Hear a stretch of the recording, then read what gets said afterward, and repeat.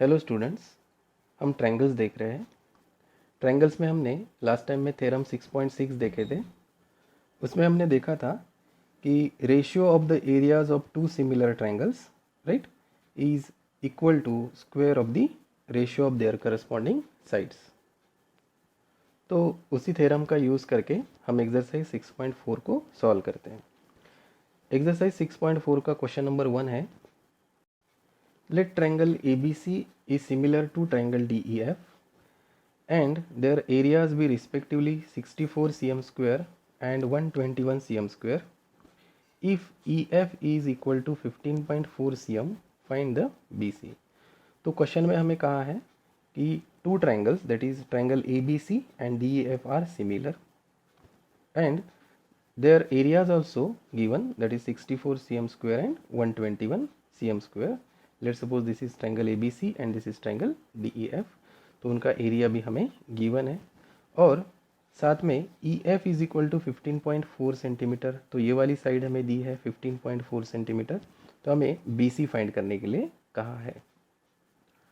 तो हमें यहाँ पे एरिया दिया है, area of triangle ABC and area of triangle DEF right. तो हम थ्योरम 6.6 का यहाँ पे यूज़ कर सकते हैं और साथ में ये भी बोला है, क्यों कर सकते हैं, क्योंकि यहाँ पे बोला है कि area of triangle ABC is similar to area of triangle DEF right. तो अगर दो ट्रायंगल सिमिलर हैं तो बाय थ्योरम 6.6 हम बोल सकते हैं कि उनके एरिया का जो रेशियो है वो उनके साइड्स के जो रेशियो है उसके स्क्वायर के इक्वल होता है राइट। तो ये साइड हमें गिवन है तो ये साइड हम फाइंड कर सकते हैं राइट। आइए इसको सॉल्व करते हैं। तो हमें यहाँ पे गिवन क्या है, हमें यहाँ पे गिवन है कि triangle ABC is similar to triangle DEF। ये दो ट्रायंगल्स सिमिलर हैं राइट। तो हम बोलेंगे गिवन है हमें triangle ABC is similar to triangle DEF।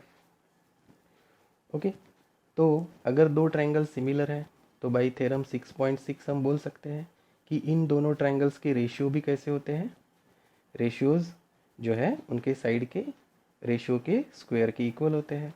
तो हम यहाँ पे लिख सकते हैं therefore area of triangle ABC divided by area of triangle DEF,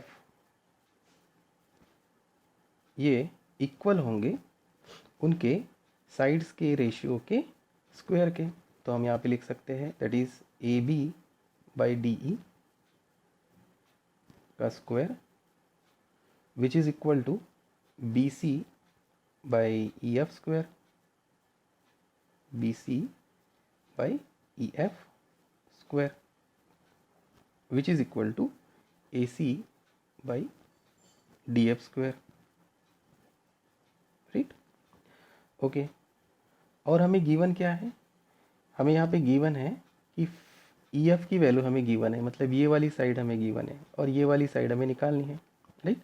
मतलब यहाँ पे EF गिवन है और हमें BC फाइंड करना है राइट, BC फाइंड करना है। तो ये वाला रेशियो हम ले सकते हैं right to find that is BC। Okay, तो BC फाइंड करने के लिए हम ये वाली वैल्यू मतलब ये वाला रेशियो ले सकते हैं। तो ये वाला रेशियो हमने नहीं लिया तो भी चलेगा।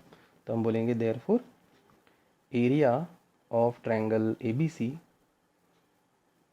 Divided by area of triangle DEF which is equal to that is BC जो हमें फाइंड करना है डिवाइडेड बाय EF जो हमें गिवन है का स्क्वायर।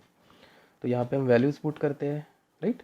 तो हम यहाँ पे area of triangle ABC and area of triangle DEF की वैल्यू देकर है। So area of triangle ABC की वैल्यू है 64 divided by area of triangle DEF की वैल्यू है 121 which is equal to BC की वैल्यू हमें निकालनी है। तो हम इसको लिख सकते हैं BC square divided by EF square. तो यहाँ पे EF की वैल्यू कितनी है गिवन है हमें दैट इज़ 15.4 सेंटीमीटर और उसका लेंगे हम स्क्वायर।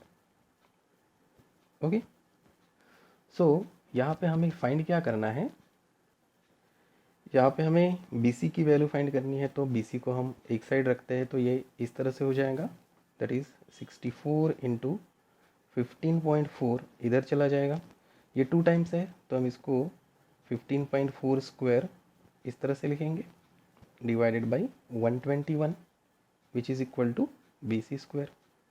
ओके, तो BC की वैल्यू निकालनी है, हम इसको इस तरह से लिखेंगे कि BC square is equal to 64 into 15.4 square है तो इसको हम 15.4 इंटू 15.4 लिख सकते हैं, राइट, डिवाइडेड बाई 121।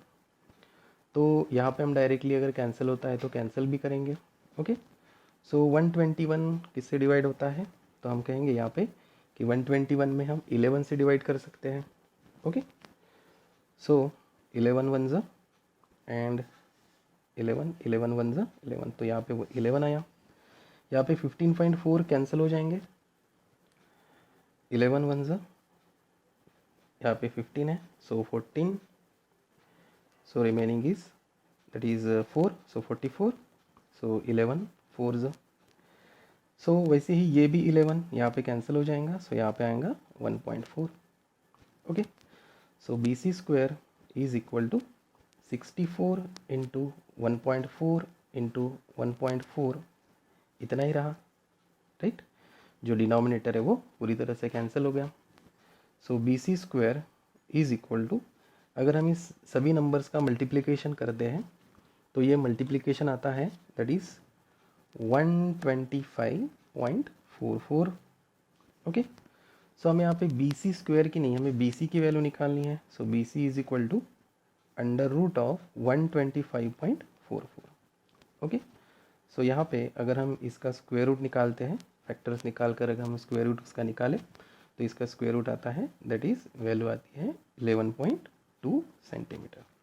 तो इस तरह से हमें EF की वैल्यू देकर थी तो हमने BC की वैल्यू फाइंड की using theorem 6.6। So thank you.